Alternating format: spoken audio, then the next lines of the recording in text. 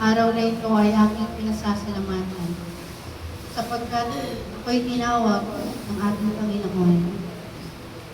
Ang aking buhay ay aking inaalay sa Kanya sapagkat sa umaga ng aking pagising, ang Kanyang pangalan ang aking unang tinatawag.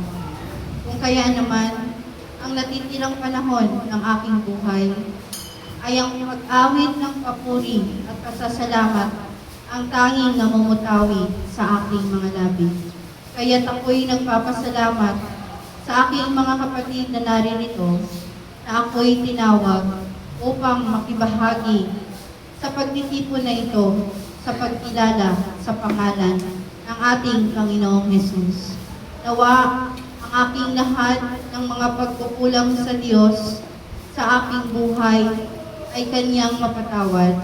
At sa araw na ito ay ipinangangako kong sa lahat ng oras ng aking buhay, ang pangalan niya lamang ang aking pupurihin at pasasalamatan.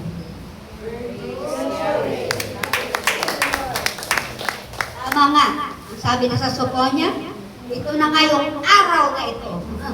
Kasi nagmamaritis na si sister para kay Kristo.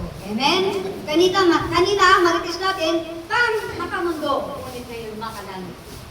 Manuwaan kaya yun ang kapitbahay ni sister, dalhin mo rin dito para manuwaan nila kung paano ikilos ang Diyos sa buhay nila.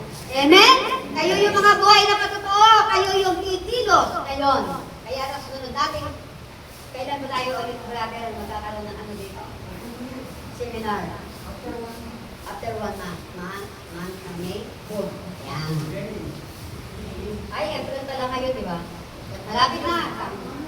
Hindi matulog na lang kaya, kapuno na. Yan. Birthday mo na!